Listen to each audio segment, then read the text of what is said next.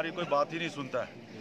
तो इंशाल्लाह आज जो आवाज़ हमारी रहेगी, जैसे अतावल्लाह साहब ने, सजाद साहब ने और उन्होंने बताया, जब तक ना हमारे मुतालबे पूरे होंगे तब तक हम हटेंगे नहीं। और मैं ये तहसीलदार साहब को बता दूं, खड़ी की इमाम ऐसी है, हमको सवेरे मार मार के भूत बना देते हैं, मगर शाम को हम फिर तैयार होते हैं। तो आज के डेट में समझे हम जहाद के लिए निकले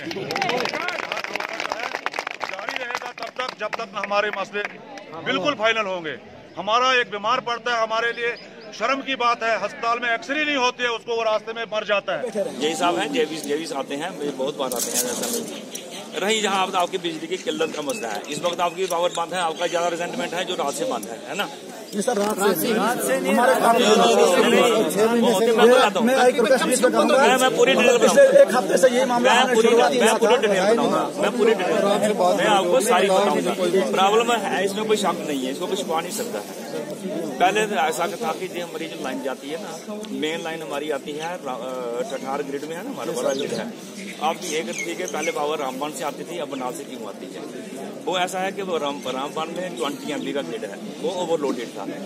कठार वाला ग्रिड जो है वो 50 MB है, उसमें पावर ज्यादा थी, इसलिए उसके ऊपर डाला है कि ताकि पावर ओवरलोडिंग की वजह से पावर कट ना हो, ठीक है ना? अब इसलिए हमने बनाल पे डाला, और जब से बनाल में डाला है उससे स्टेबिलिटी ज्यादा आई है।